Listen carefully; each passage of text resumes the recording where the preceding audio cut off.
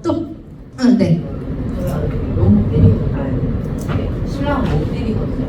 저도 좀 맞을 때도 있고, 어떨 때 보면 좀 기분 나쁠 때도 있고, 내 신랑이 어제 같은 경우에도 맞아가지고 기분이 나빠가지고, 너의 교육과는 잘못했다. 매를 때려야 된다. 욱하셨어. 네. 매로 다스려야 된다. 언제부터 때렸나요?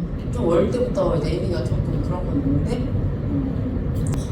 속상 맞아요. 애기가 또 어린이집 가서도 또 물었어요. 애기. 친구를. 이제 그런 모습이 보이긴 한데, 때리고 싶지 않아요. 그쵸. 때리면 안 되죠. 때리면 안 되죠. 근데 이걸 어떻게 때리면 때려도 돼.를 가르치는 거예요. 봐봐, 엄마도 때리지? 너도 때려도 괜찮아. 요거거든요. 때리면 안 돼요. 여러분 때리면 안 됩니다. 때리는 건 안 되는데 이제 그런 건 있어요. 아이들이 때렸을 때 어떻게 보통 반응을 하셨어요? 저는 이제 딱 잡고 아니야 하고 하면 이제 애기가 눈치를 보고 잘못됐구나 하고 애기는 이제 저한테 이제 만약에 혹시나 이제 때렸거나 그러면 눈치를 살살 보면 이제 알아보고 근데 이제 신랑은 그거를 넘어서서 이제 만약에 때렸어 그러면 시간은 줄줄 끌다가 매를 찾으러 가면 잊어버리잖아요. 그쵸. 그러니까 이제 빨리 해야 되는데 일단 매를 잡으러 가는 순간 애기는 잊어버릴 거라 생각을 하거든요. 매를 잡지 마. 일단 바로 잡아서 훈육을 해. 라고 했는데 그거를 갖고 니는 네가 잘못했다. 너 그렇게 하면 언제 얘기가 붙어질까? 나중에 되면 너가 맞게 생겼다. 이렇게 이야기를 해버리니까.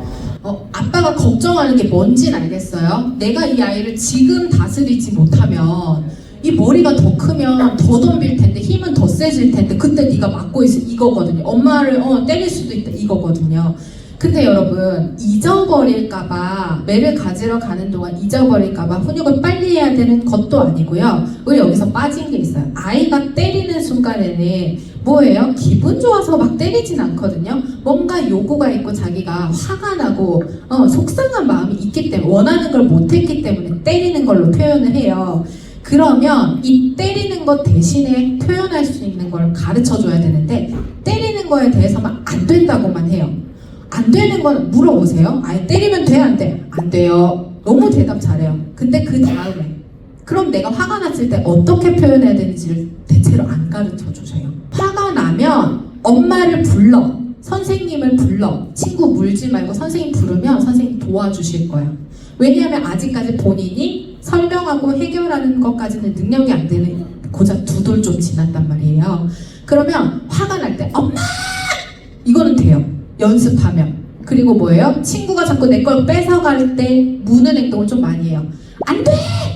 이런 거. 이런 제스처들을 취하면요. 얼른 성인이 가서 도와줄 수 있어야 되고 이 아이가 언어가 조금 더 발달하고 인지가 조금 더 발달하잖아요. 그걸 보면 엄마가 어떻게 처리를 하더라, 해결을 하더라, 선생님이 어떻게 해결해 주더라를 계속 보잖아요. 그러면서 자기가 그걸 모델링이 되었기 때문에 자기가 점점 할 수 있어요. 이거는 내 거야. 난 다 하고 빌려줄게. 이런 게 된단 말이에요. 근데 지금 행동에 대해서만 계속 훈육을 하고 훈육의 강도를 높일 생각만 하니까 얘는 어때요? 나도 더 세게 때려야 내가 화났다라는 걸 표현할 수 있는 거예요. 그리고 이런 거 있어요. 때리는 거가 이제 3가지로 저는 이제 발달 시기로 나눠요. 보통 한 돌 정도 되면 많이 맞아보셨을 거예요. 그쵸? 저도 한 10개월쯤 되게 많이 맞았거든요. 그때는요, 내가 물리적인 힘을 가했을 때 뭔가 변화되는 현상이 너무너무 재밌어요. 그래서 꽂혀있는 책 막 다 집어던지고, 뭐예요? 기저귀 다 뽑고, 그리고 뭐예요? 하이체어 앉혀놨더니 숟가락 집어던지고, 밥 집어던지고, 물컵 집어던지고, 더 이상 던질 게 없으면 뭐예요? 식판 뒤집어 엎어요. 그거 너무 즐거워요. 하지 말라 그래도 계속해요. 그러다가 이제 또 엄마 내 손에 힘을 딱 주고 엄마 얼굴을 쫙 때렸더니 엄마가 뭐예요? 이놈 안 되지. 그게 너무 재밌는 거예요. 내가 때렸더니 엄마가 목소리가 변하고 표정이 변하고. 그 엄마들이 되게 착각하는 게 뭐예요? 저희 아이가요 때려놓고 눈치는 있어가지고 때려놓고 막 웃어요. 애교 부려요. 그냥 넘어가. 아니에요 여러분. 재밌어서 웃는 거예요. 그 재밌어서 웃는 거예요. 그러니까 그 시기에는 뭐예요? 욕구가 뭐예요? 내가 물리적인 힘을 가했을 때 뭔가 변화되는 현상이 되게 재밌고 궁금하구나 이거거든요. 더 던질 거리 많이 주셔야 돼요. 볼풀공 던지고 매달려 있는 풍선 발로 차보고 움직이게 하고 미끄럼틀에서 공 굴려보고 자동차도 굴려보고 그 이제 유모차를 잠깐 놓쳐가지고 요즘 떼굴떼굴 굴러가다가 그 인도 그 턱에 쾅 부딪히면 깔깔깔깔 웃고 난리가 나요. 아무것도 아닌데 너무 재밌는 거거든요. 많이 해주셔야 돼요. 그리고 이제 2돌쯤 넘어가면 내가 화가 났을 때 아직 언어 발달이 미숙하고 인지 발달이 미숙하기 때문에 빨리 뭔가를 부정적인 마음을 해결하기 위해서 손이 나간단 말이에요. 당연히 안 된다고 알려줘야 되지만 잘 몰라서 그런 거예요. 표현 방법을.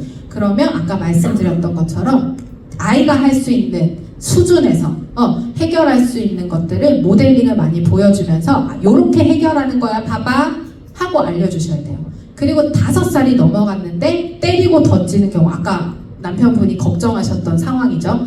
내가 화가 난다고 물건을 집어던지기 그건 공격 행동이에요. 그때는 어떻게 해요? 조절하는 거, 분노 조절이잖아요. 정서적으로 조절하는 거 가르쳐 주셔야 돼요. 그렇다고 그때 매를 들라는 건 아니에요.